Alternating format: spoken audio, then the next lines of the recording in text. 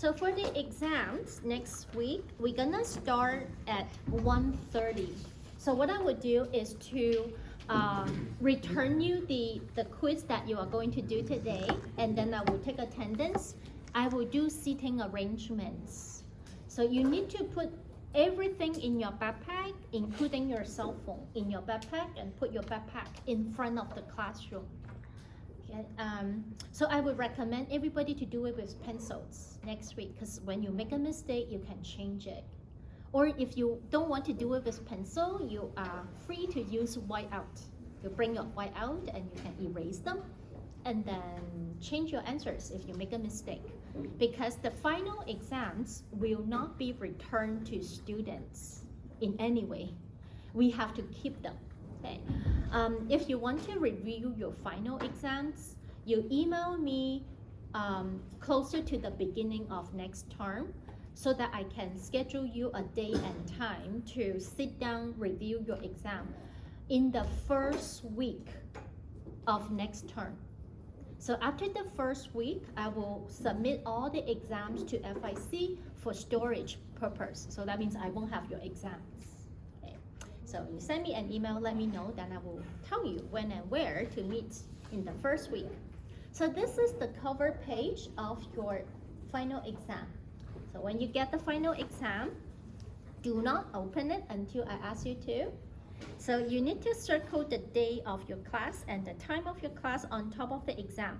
Like you are from Monday, you circle Monday. You are the afternoon class, so you circle afternoon. Put your official name and your FIC student number on here. And then if you have your preferred name, you can put the preferred name here and then sign. Okay. So now here are the instructions. I'm gonna read it out now. Not next week because nobody will care next week.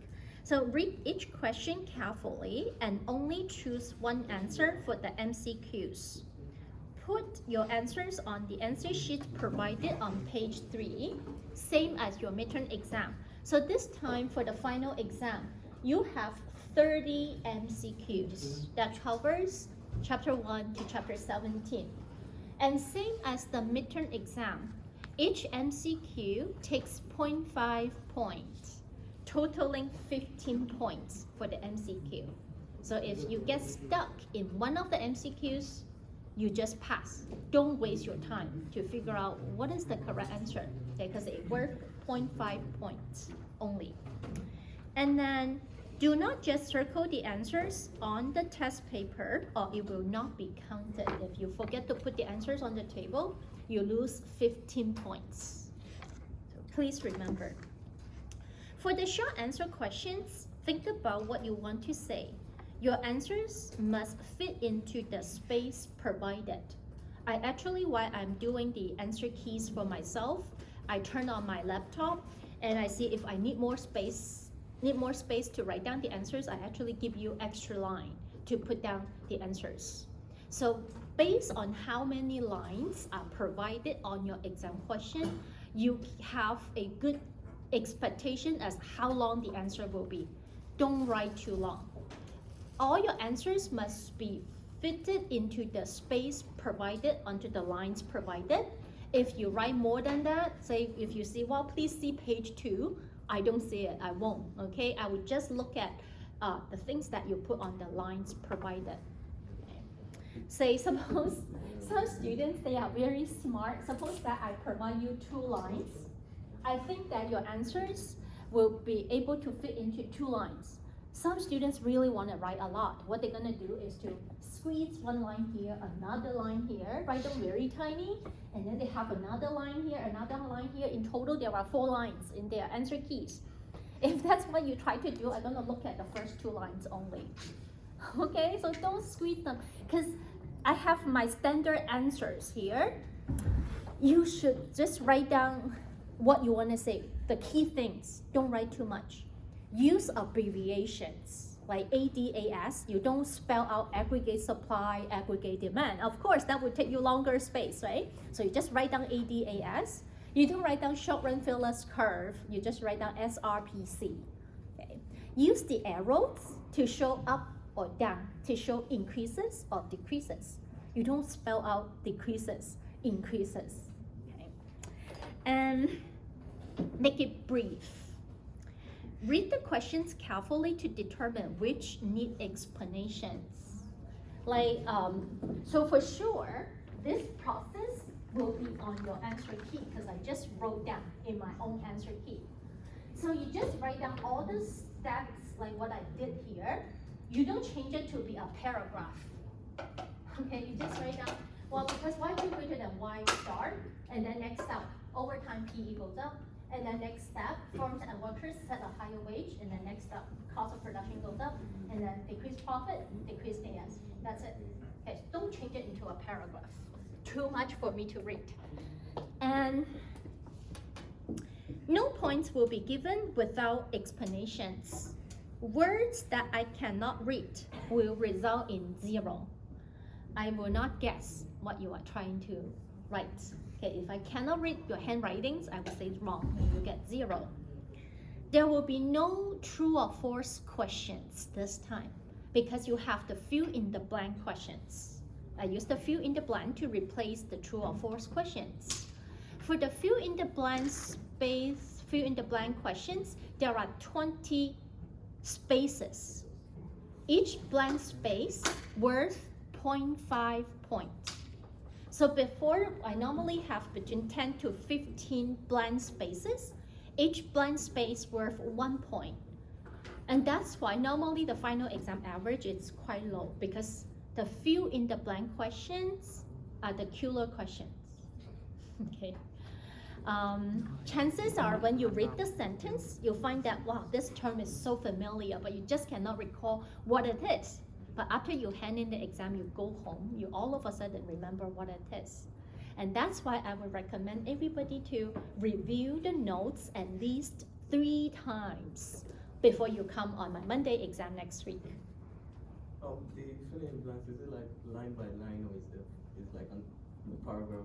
Like in a sentence, I just have 1 blank space for you. And also, the blank spaces are not of equal length. Because based on my answer, I give you different length. So based on how long the blank space is, you get an idea as what you need to put down. Okay, it's not limited to 1 word, 2 words, 3 words. It can be 1 word or multiple words. So each sentence is independent?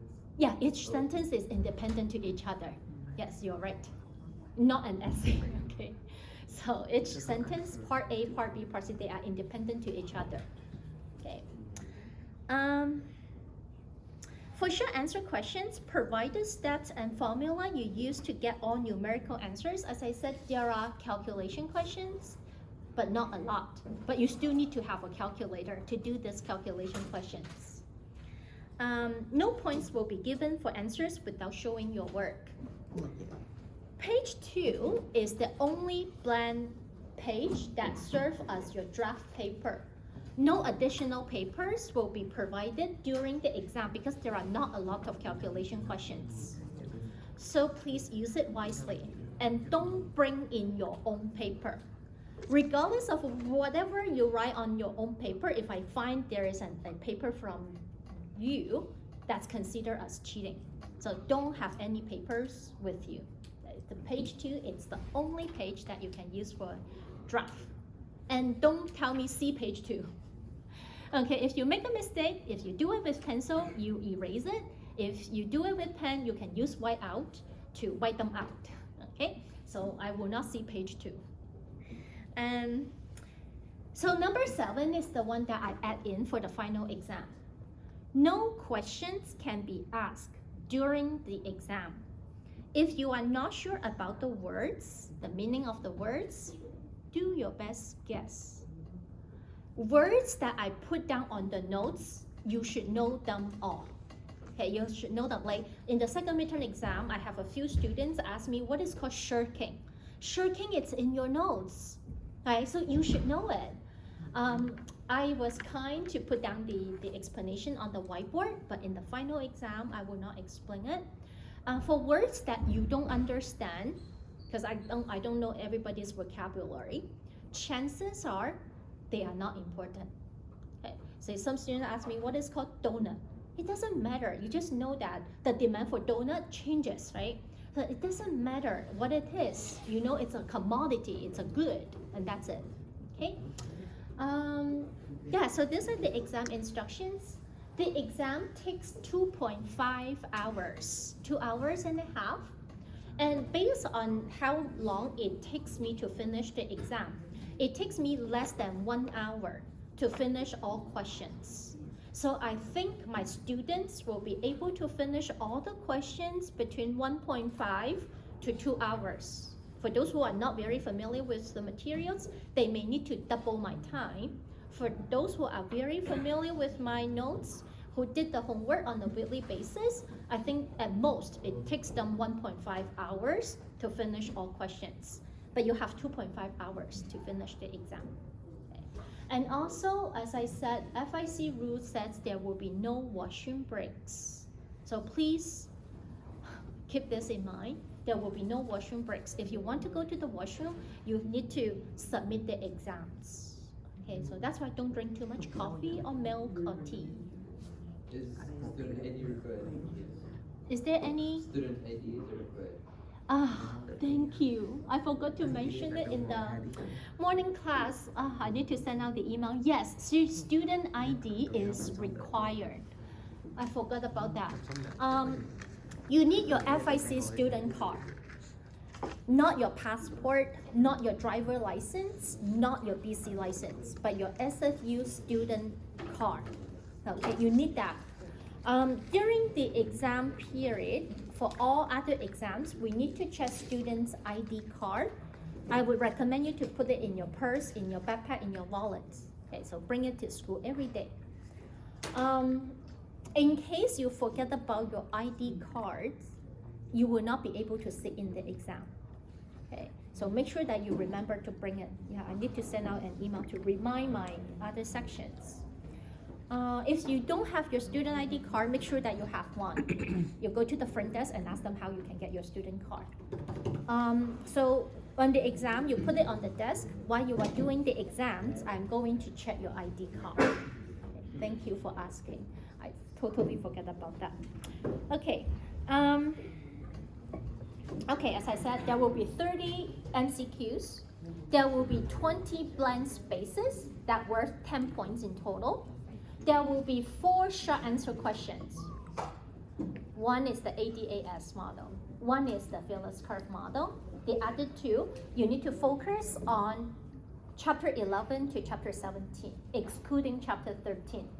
There are no analytical questions that are from chapter 1 to chapter 10. Okay, no analytical questions from chapter 1 to chapter 10.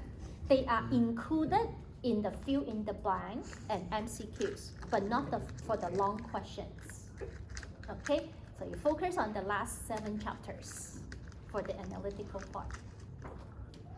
Okay, so yeah, some students did not get back the midterm exam, so I will always return it to them. Leo here? Leo? No? Hung. You need the midterm paper to prepare for your final. Danny. Kushi. Joy is not here. Joy not here. Kevin.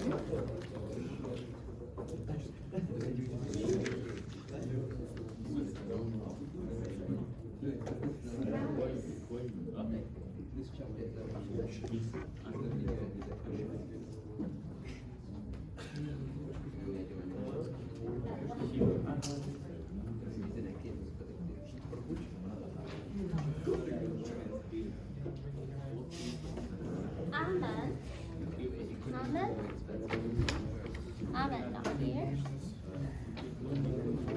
Zhang Zhengyang. Xue Tianyun.